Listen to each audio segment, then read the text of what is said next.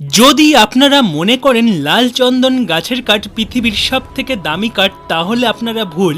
কারণ আমাদের পৃথিবীতে এমন একটি গাছ আছে যার কাঠের দাম লাল চন্দন গাছের কাঠের থেকে 10 গুণ বেশি। এই গাছটির নাম হলো আফ্রিকান ব্ল্যাকউড, আর এই গাছটি আফ্রিকায় চাষ করা হয়।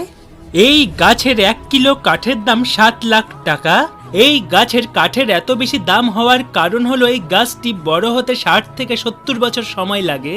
এই আফ্রিকান ব্ল্যাকউড গাছটির কাঠ যত বেশি দামি, তার থেকেও বেশি দামি হয় এই গাছের কাঠ দিয়ে তৈরি করা আসবাবপত্র।